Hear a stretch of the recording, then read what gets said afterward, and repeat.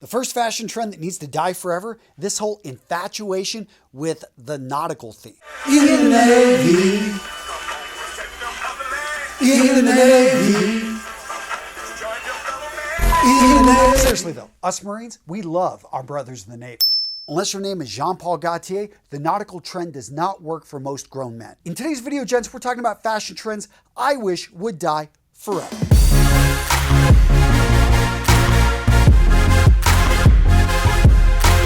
Next up, let's talk about the oversized clothing trend. Now, oversized clothing goes in and out. It was just a decade ago that we saw tight clothing, short clothing actually being worn. Now, it's back to the 1980s, 1990s with oversized suits, oversized trousers. This is what the fashions are pushing. Gents, I've said this time and time again, but I'll repeat myself here. Wear clothing that suits your body type. If you're a heavier set guy, you're a big guy, then yes, in certain areas, you want to wear looser clothing. Clothing that's going to have a straight drape. Better to look square than to look round. If you're a thinner guy, if you're a well-built guy, you want to wear clothing that accentuates your build. You want to show off the fact that you've got a drop. A drop is the difference in measurement from your chest down to your waist. This is something people are naturally attracted to. It shows that you are healthy, that ratio right there. So what we're shooting for here is just clothing that doesn't fit you tight, clothing though that fits you well. Clothing that is overly loose is going to hide all the work that you put in the gym, all the times that you actually make smart decisions with the food you put into your body. So you want to make sure that you wear something that looks good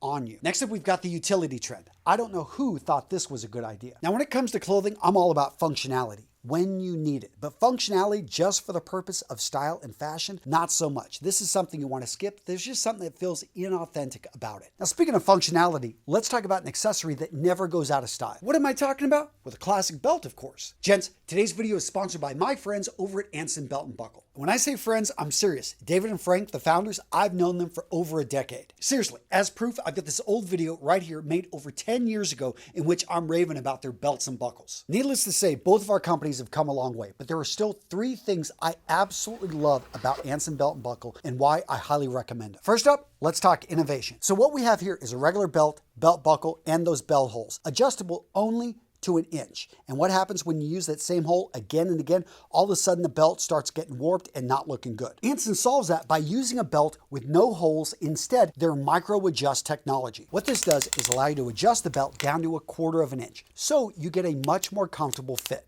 And because there's no belt holes, you don't get that warped, nasty look. Next up, let's talk about belt interchangeability. So quick quiz, how many belts do you see here? Most people are gonna say 3. No, 9. How's that? Because you got 3 straps, 3 buckles, and guess what? You can wear any strap with any buckle, so you have 9 possible combinations. And gents, when it comes to straps, when it comes to buckles, they've got you covered with tons of different options. If you want a casual buckle, they've got you covered. If you want a dress buckle, they've got you covered. Gold, silver, brass, they've got it. And when it comes to straps, of course, they've got the usual suspects: blacks, variations of brown, oxblood. But if you want something in canvas, boom, they got you covered. You want to go patriotic, yeah, America, boom, right there.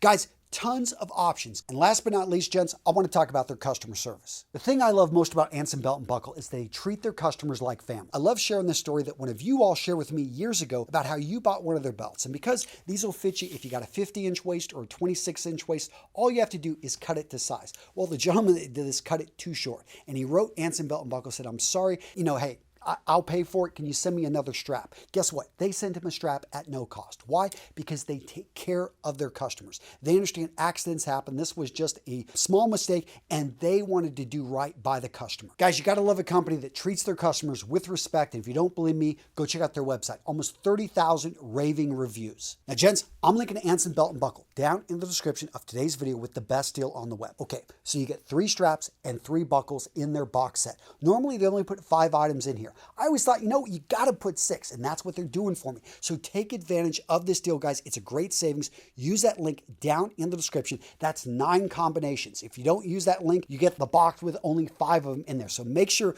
you use that link in the description to get the best deal on the web. Next fashion trend I would like to see die forever: the production of square-toed shoes. I'm not sure why this started in the 1980s, but I seriously believe there is a factory out there that just keeps producing these things to spite me. And what I would like to see is the good use of a predator drone to find this factory and just destroy it forever, for good. Please. But seriously, I get it. Some people wear these shoes because they just simply find them more comfortable. What I would recommend is looking for a company that just makes wider shoes. You want to focus in on the toe box, not necessarily the end toe point. And to me, it doesn't complement any looks. Now, what's the difference between a chisel toe and a square toe? There is a difference. The square toe is going to have about 3 inches. Basically, the whole toe is square. Chisel toes, and these do have a place, especially in Western wear. I think that they can look good, but you're going to find that that toe point is maybe 1 inch to 1.5 inches across, not a solid 3 inches. Now, gents, if you're enjoying today's video and you want to help me kill some of these fashion trends, do me a favor, smash that like button. Seriously, every time you smash that like button, somewhere out there, a pair of square-toed shoes disappears. Seriously, it's like some mad titan just snapped his fingers and boom, they're gone. And guys, if there's a fashion trend you want to see die and I didn't mention it in today's video, let me know in the comments. The next fashion trend I think should die forever, overly long shirts. Now, if you want to wear a dress, go for it. But know that you're choosing a dress. Don't think that wearing a long shirt is going to complement your look, is going to make your legs look longer, which it won't. Now, I get it. You got super long legs. Maybe you want to go for a longer shirt. But those guys are very few between. And what I see a lot of these fashion trends coming in is that they're just putting this out there to grab attention, to look different. And guys, let me be clear. I got nothing against casual clothing, but when you wear a t-shirt and it goes down to your knees, yeah, it's too long and it doesn't complement your look. Bucket hats. Okay, I'm going to take this one back. My son likes bucket hats. I have a bucket hat with a wiener dog on it. Point being is some trends are just simply fun, but I'll let the bucket hat slide. Next up, we've got the return of the bomber jacket. And to be honest, I didn't even know the thing left. The bomber jacket is a classic piece.